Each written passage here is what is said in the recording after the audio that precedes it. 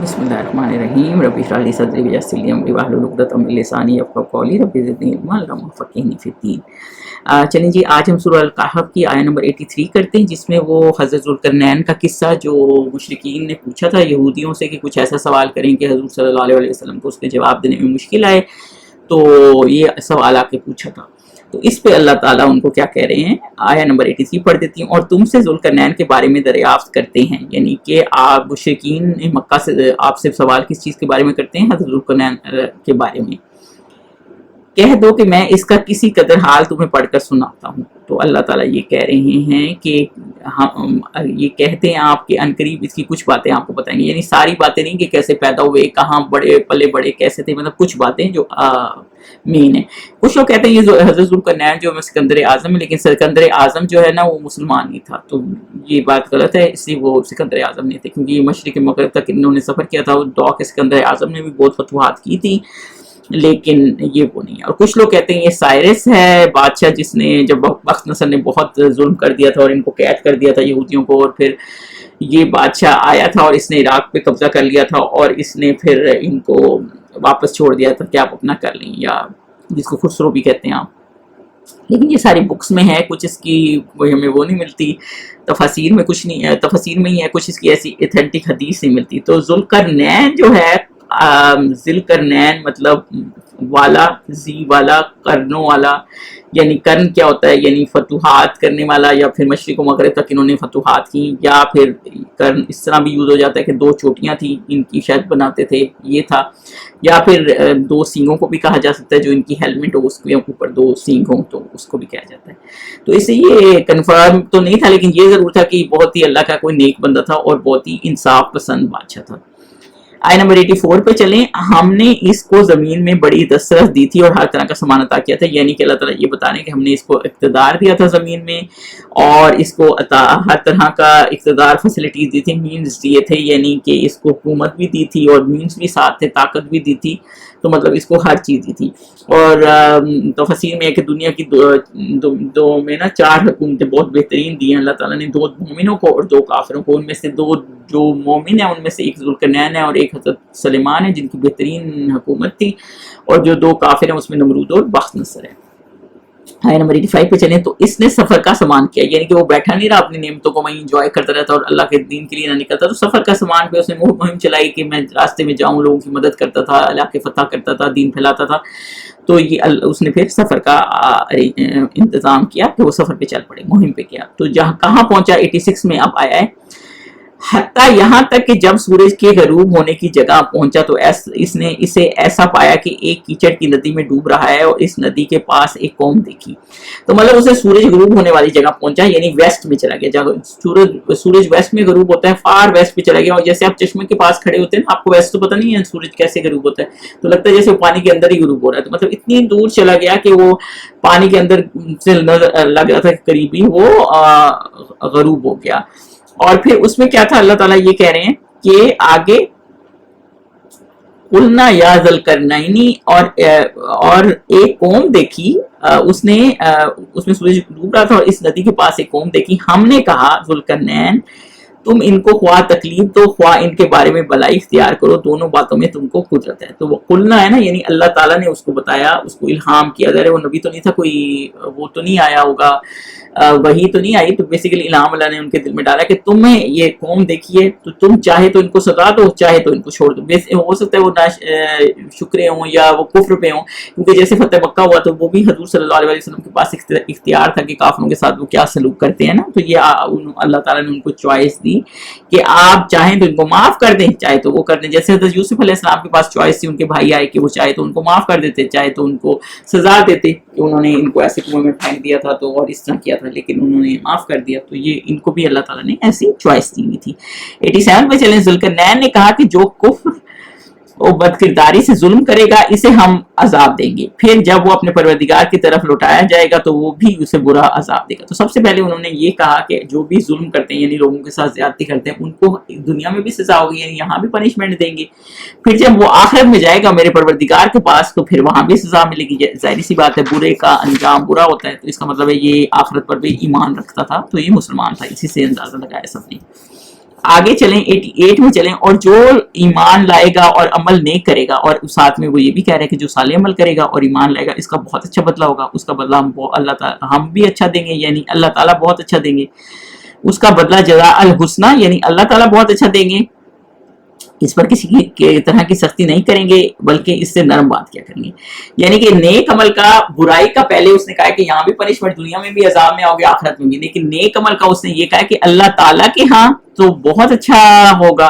پہلے یہ بتایا کہ اللہ اس کو بہت وہ کرتا ہے، تو اللہ تعالیٰ اس کا بہت اچھا اجر دے گا، حسنہ اچھا اجر دے گا، اور دنیا میں بھی اس کا تمہیں بہت ہی اچھا عمل ملے گا، یعنی دنیا میں بھی اچھا عمل ملے گا اور آخرت میں بھی حسنہ، یعنی جزاء الحسنہ کیا ہے، یعنی جنت ہے، یعنی آخرت میں جنت مل جائے گی اور دنیا میں بھی اس کو تمہارے لیے آسانی پیدا کر دیں گے. یعنی کہ اللہ تعالیٰ پھر اس بندے کے لیے آسانی پیدا کر دیتا ہے جو نہیں کیا کرتا ہے. 89 میں چلے، پھر اس نے ایک اور سامان کیا سفر کا، پھر وہ آگے پھر چل پڑا، وہیں رکا نہیں رہا کہ اب یہ فتح کر لیا ہے اب تھوڑا انجوائے کرے یہ، پھر وہ واپس آگے چل پڑا. یعنی اپنے مینس کو اس نے پراپرلی یوز کیے. اب کوئی ٹیکنالوجی آئی، کوئی کہتے ہیں ہم ٹیکنالوجی یوز نہیں کرتے، بھائی کیوں آپ اپنا وقت ضائع کریں، ہم پیدل چلے جاتے ہیں، ہم جو ہے مسجد میں زیادہ ثواب ہوگا. جب آپ کے پاس گاڑی، آپ گاڑی میں جائیں، کیوں وقت ضائع کریں. تو حضور صلی اللہ علیہ وسلم کے پاس بھی جن کے پاس سواری تھی سواریوں میں جاتے تھے. تو اگر آپ کے پاس مینز ہے تو اس کو یوز کریں. تو پھر وہ تو آگے چلا پڑے کیونکہ اس کے پاس مینز تھے کہ وہ اور بھی فتوحات کر سکتا، تو اس نے اپنے مینز یوٹیلائز کیے.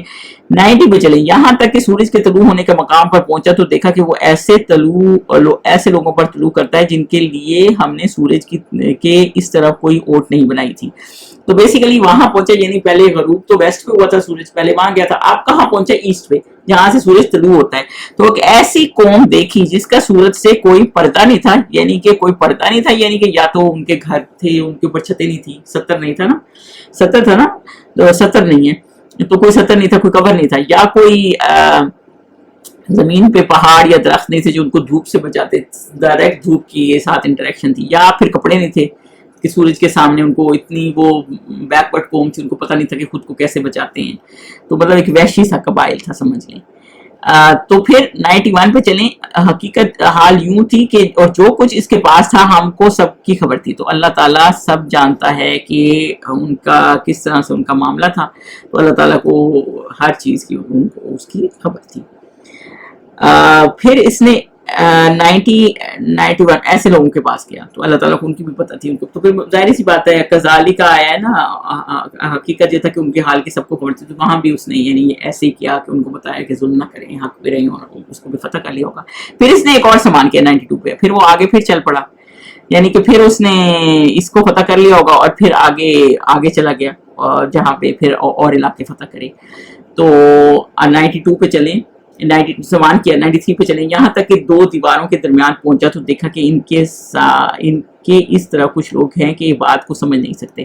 تو اب وہ کہاں پہنچا ہے؟ وہ ایسی جگہ پہنچا ہے 93 میں کہ جو دو پہاڑوں کے درمیان ایک جگہ ہے، جو پہاڑوں کے درمیان ایک جگہ ہے، اور ایک قوم ہے جو کہ ان کی طرف کچھ لوگ ہیں کہ بات کو سمجھ نہیں سکتے، یعنی لینگویج بیریئر ہے، کس طرح وہ ان کی بات سمجھ نہیں سکتے. یعنی وہ مینس تو یوز کرے گا لیکن وہ اس طرح کے لوگ ہیں کہ وہ اس کی بات ہی سمجھ نہیں سکتے، وہ کیا کرتے ہیں اور کیا نہیں. لیکن سم ہو پھر انہوں نے اپنے مینس کسی طرح یوز کیے ہوں گے. پھر 94 میں ان سے کسی طرح ٹرانسلیٹر کوئی ہوگا یا کسی سے بات کی ہوگی یا اشاروں سے سمجھایا ہوگا. تو وہ کس طرح ہیں؟ 94 ان لوگوں نے کہا ذوالقرنین یاجوج اور ماجوج زمین میں فساد کرتے ہیں، بھلا ہم آپ کے لیے خرچ کا انتظام کر دیں کہ آپ ہمارے اور ان کے درمیان ایک دیوار کھینچیں. انہوں نے دیکھا اتنا بڑا عالیشان بادشاہ آیا، ظاہر کتنی فوج کے ساتھ آئیں گے، تو انہوں نے بتایا کہ ہمارے اس علاقے میں یاجوج ماجوج دو قبیلے ہیں، ایک قوم نہیں ہے، دو قبیلے ہیں، ایک یاجوج ہے ایک ماجوج ہے. یہ ایسے ہیں جو فساد کرتے ہیں، یعنی تنگ کرتے ہیں. یہ فساد وہ یعنی خون ریزی کرنا، ظلم کرنا، سارے فصل خراب کرنا، مطلب نقصان کرنا انسانوں کا. تو اگر آپ کہیں تو ہم چندہ یعنی آپس میں پیسے اکٹھے کر کے آپ کو اتنے کر دیں کہ آپ ہمارے ایک بند بنا دیں، سدہ ہے نا، دیوار بنا دیں تاکہ ان کے ہمارے درمیان دیوار ہو جو ہمارے علاقے میں نہ آ سکیں اور یہ ہم ان سے بچیں. 95 میں چلیں تو حضرت ذوالقرنین نے کیا کہا کہ خرچ کا جو مقدور اللہ نے مجھے بخشا ہے وہ بہت اچھا ہے. انہوں نے کہا مجھے پیسوں کی ضرورت نہیں ہے، مطلب وہ کوئی لالچی نہیں تھی، وہ مدد کرنا چاہتے ہیں لوگوں کے. تو انہوں نے کہا کہ وہ مجھے اللہ تعالیٰ نے دیا ہے تو میں اس میں اپنا کر لوں گا، یعنی جتنی ان کی حیثیت تھی وہ اپنا کرنے کو تیار تھے. انہوں نے سوچا کہ ان سے مجھے فائنینشیل مدد نہیں چاہیے، تو مجھے قوت بازو سے مدد دو، یعنی کہ تم مجھے میرے ساتھ ہیلپ کراؤ، مین پاور کرو. یعنی ایسے نہیں خود فری بیٹھ جاؤ کہ یہ دیوار بنا رہا ہے یہ کر دے گا، نہیں خود ہیلپ کریں. ہمارے ملک اس لیے مسلمانوں کے پیچھے رہ گئے ہیں نا کہ وہ کہتے ہیں سارے گوروں نے جنہوں نے ترقی کیا ان سے ہی لے لیں بس، اور خود کچھ نہ کریں. جب خود بھی محنت کریں تو ان کو سکھا رہے ہیں کہ کیسے بنانی ہے، کہ اگر پھر کبھی کوئی معاملہ ہو تو ان کو آتا ہو، یعنی لوگوں کو ٹرین کریں. تو انہوں نے کہا تو تم مجھے تو قوت سے مدد کرو، میں تمہارے اور ان کے درمیان ایک مضبوط اوٹ بنا دوں گا. ردما ہے نا، مطلب ردما اس کو کہتے ہیں یعنی تہ بت ہے دیوار. انہوں نے سدا کہا تھا نا ایک دیوار، تہ بت ہے مطلب مضبوط دیوار بنا دوں گا. یعنی وہ لوگوں کی مشکل سمجھ رہے تھے اور ان کو ان کی مدد کرنے کے لیے تیار تھے. 96 میں چلیں تو تم لوہے کے بڑے بڑے تختے لاؤ. انہیں بھی کام لگایا کہ بڑے بڑے تختے لاؤ، یہاں تک کہ جب اس نے دونوں پہاڑوں کے درمیان کا حصہ برابر کر دیا. یعنی کتنا اونچا پہاڑ ہوتا ہے، دو پہاڑوں کے درمیان رکھتا تھا نا، تو دونوں دیواروں کے درمیان انہوں نے ایسے اونچے تختے رکھ دی کہ اونچے پہاڑ کی اونچائی تک پورے تختے رکھ دیے. یعنی لوہے کی پوری چادریں بچھا دی.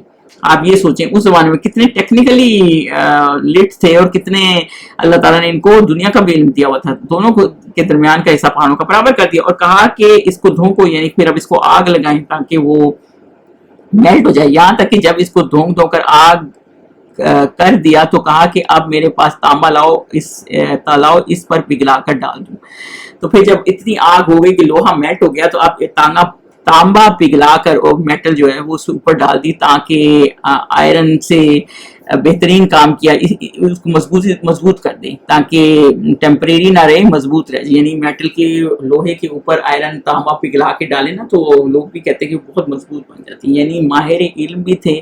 سوچے انہوں نے ایسی دیوار بنائی کہ کبھی آ ہی نہیں سکتے تھے وہ، تو انسان کے لیے توڑنا مشکل نہ ہو اللہ نہ چاہے تو اس طرح کی انہوں نے مضبوط ایسے کام نہیں کر دیا کہ چلو دیوار کہہ رہے دیوار ہی بنا دو پھر چلتے بنو، وہ دیکھی جائے گی پیچھے بعد میں ان کے ساتھ کیا ہوتا ہے. وہ تو چلے جا رہے تھے، آگے موو بھی ہو رہے تھے، لیکن انہوں نے بہت اچھا انتظام کیا. پھر آگے کیا کیا 97 میں، پھر ان میں یہ قدرت نہ رہی کہ اس پر چڑھ سکیں اور نہ یہ طاقت رہی کہ اس میں نقب لگا سکیں. تو اللہ تعالیٰ نے ان کے تھرو، حضرت ذوالقرنین کے تھرو ایسے دیوار بنوا دی کہ پھر یجوج مجوج میں ایسی ہمت رہی کہ اس میں چڑھ سکیں یا ہول کر سکیں. مطلب کافی اسٹرانگ دیوار تھی. تو اللہ تعالیٰ نے ان کو دنیاوی علم بھی دیا ہوا تھا، دین کا علم بھی دیا ہوا تھا کہ انہوں نے اتنی مضبوط دیوار بنائی. 98 پہ چلیں. پھر قالا کہا کہ یہ میرے پروردگار کی مہربانی ہے. اب اپنے ذمہ نہیں ڈالے. دیکھیں اتنی بڑی دیوار بنانا اور اس ٹیکنیک سے بنانا جو عام آدمی کو پتہ بھی نہیں ہوتی، تو پھر یہ نہیں کہہ رہے کہ میں نے کیا. کیا کہا؟ یہ میرے پروردگار کی مہربانی. اور وہ باغ والوں کا کیا معاملہ تھا؟ اس نے کہا میں نے کیا، تو جس کی وجہ سے وہ اس کا باغ تباہ ہو گیا تھا. ان کا اللہ کی مہربانی ہے، جب میرے پروردگار کا وعدہ آ پہنچے گا تو اس کو ڈھا کر ہموار کر دے گا اور میرے پروردگار کا وعدہ سچا ہے. تو انہوں نے یہ کہا جب قیامت کا دن قریب ہوگا نا تو پھر یہ دیوار گر جائے گی اور یہ نکل آئیں گے، اس سے پہلے یہ دیوار ٹوٹے گی نہیں. مطلب یہ اتنی مضبوط دیوار ہے جب اللہ تعالیٰ نہ چاہے تو، اور اللہ کا وعدہ پکا ہے، حق ہے، تو یہ ایسا ہونا ہی ہے. 99 پہ چلیں. اس روز ہم نے ان کو چھوڑ دیں گے. پھر جب یہ اللہ کا وعدہ آ جائے گا یعنی قیامت کا دن آ جائے گا تو ہم ان کو چھوڑ دیں گے کہ روئے زمین پر پھیل کر ایک دوسرے میں گھس جائیں، یعنی کہ طے بر طے آئیں، اس طرح تیزی کے ساتھ آئیں اور سور پھونکا جائے گا تو ہم سب کو جمع کر لیں گے. یعنی اس کے بعد قیامت آ جائے گی. قیامت یعنی قریب ہوگی جب یہ لہروں کی طرح نیچے آئیں گے، سور پھونکا جائے گا.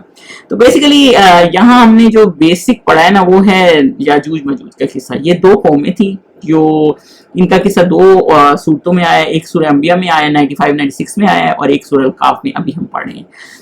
اور اس میں یہی تھا کہ یہ ایک فسادی قوم تھی. اور کچھ تفاسیر میں ایسے آتا ہے، اب یہ ڈیفرنٹ تفاسیر ہیں، آپ ضروری نہیں آپ اس پہ بلیو کریں، قرآن میں اس کا اس طرح ذکر نہیں ہے، نہ حضور صلی اللہ علیہ وسلم نے اس طرح کیا ہے.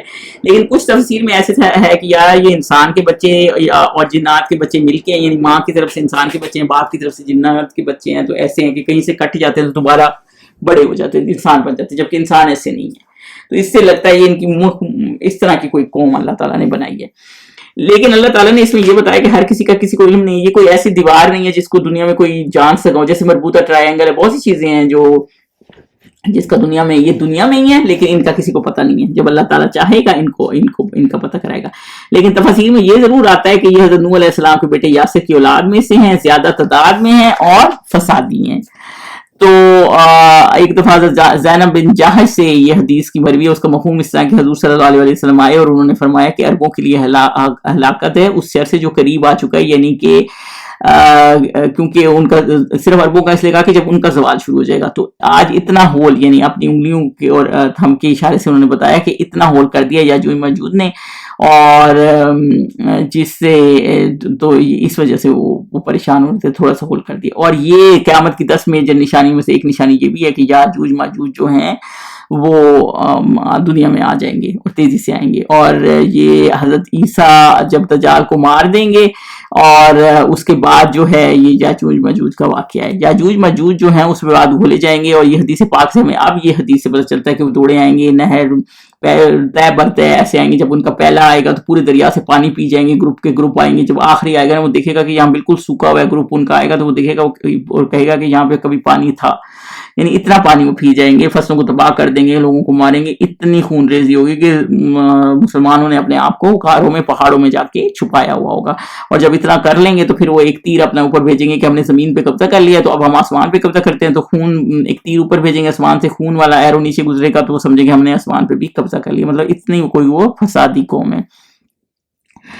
اور یہ اس وقت کا واقعہ جب دجال کو حضرت عیسیٰ آئیں گے اور وہ دودھ کے مقام پہ اس کو قتل کریں گے اور پھر وہ پہاڑ طور پہ چلے جائیں گے جب یہ فتنہ ہوگا. پھر وہ اللہ تعالیٰ سے دعا کریں گے تو جس سے پتہ یہ چلے گا، کیونکہ اس میں اللہ تعالیٰ نے کہا کہ ایک ایسی قوم اللہ تعالیٰ چھوڑنے والے ہیں جن کی طاقت انسان میں لڑنے کی نہیں ہے. اس لیے حضرت عیسیٰ نہیں لڑے. اور اس لیے آپ یہ بھی سوچیں کہ حضرت ذوالقرنین نے بھی ان سے لڑائی نہیں کی کہ فسادی قوم ہے، کیونکہ یہ وہ قوم نہیں تھی کہ جن سے لڑائی کی جاتی. تو پھر اس کے بعد معراج کی رات جب حضور صلی اللہ علیہ وسلم اوپر گئے تھے نا، حضرت موسیٰ، حضرت عیسیٰ اور حضرت ابراہیم سے قیامت کے بارے میں دریافت کیا تو انہوں نے کہا ہمیں تو پتہ نہیں ہے. لیکن حضرت عیسیٰ نے کہا کہ میرے علم کے مطابق جب دجال نکلے گا تو پھر میں جب حضرت عیسیٰ اس کو ہلاک کر دیں گے تو پھر پتھر و درخت بولیں گے کہ یہاں پیچھے یہودی ہے اس کو ماریں تو وہ پھر مر جائے گا. پھر یاجوج ماجوج آئیں گے اور پھر یہ اوپر پہاڑ میں چلے جائیں گے کوہ طور میں مسلمانوں کے ساتھ. تو پھر اللہ سے دعا کریں گے، پھر اللہ تعالیٰ ایک بیماری ان میں ایسے بھیج دے گا، یا تو ان کی گردن میں کوئی چیز نکل آئے گی. اب ہمارے لیے سمجھنا مشکل نہیں ہے، جیسے کووڈ آیا تو کوئی پتہ نہیں کس طرح سے یہ بیماری آئی اور پھیلی، باہر ایک بیماری بھیج دے گا اور یہ مر جائیں گے اور پھر لاشیں پڑی ہوں گی. پھر اس کو کلین بھی اللہ تعالیٰ ہی کروائے گا، جیسے وہ بالکل بارش سے یا کوئی پرندے آئیں گے جن کی اونٹ جتنی لمبی گردنیں ہوں گی تو وہ آ کے ان کو اٹھا کے لے جائیں گے اور اللہ عالم کہاں پھینکیں گے. اور اس کے بعد جب قیامت آئے گی تو وہ ایسے ہے جیسے 9 مہینے کی عورت پریگننٹ ہوتی ہے نا کہ بچہ آج ہوا کل ہوا، تو کوئی پتہ نہیں ہے کہ کب قیامت آ جائے گی. اور اس طرح. اور دوسری بات یہ ہے کہ ہر روز جو ہے دیوار کھودتے ہیں یہ یاجوج ماجوج اور ذرا سا کام کرتے ہیں اور چلے جاتے ہیں، کیونکہ شام ہو جاتی ہے اور سردار کہتا ہے اب چلو صبح سے کریں گے. صبح سے پھر وہ دیوار ویسے ہی کھڑی ہوتی ہے اور پھر وہ کر نہیں سکتے کیونکہ وہ انشاءاللہ نہیں کہتے، اور جس دن وہ انشاءاللہ کہہ دیں گے اس دن وہ باہر نکل آئیں گے. اور پھر حضرت عیسیٰ جب پہاڑ میں ہوں گے اور جب انہیں پتہ چلے گا یاجوج ماجوج کلیئر ہو چکے ہیں، پھر وہ ایک بندہ بھیجیں گے، وہ اطلاع دے گا کہ لاشیں ہوں گی اور پھر حضرت عیسیٰ کے سارے مر چکے ہیں. اور پھر حضرت عیسیٰ باہر آئیں گے اور پھر زمین میں اتنی برکت ہوگی کہ ایک انار پورے گھر آنے کو پورا ہو جائے گا.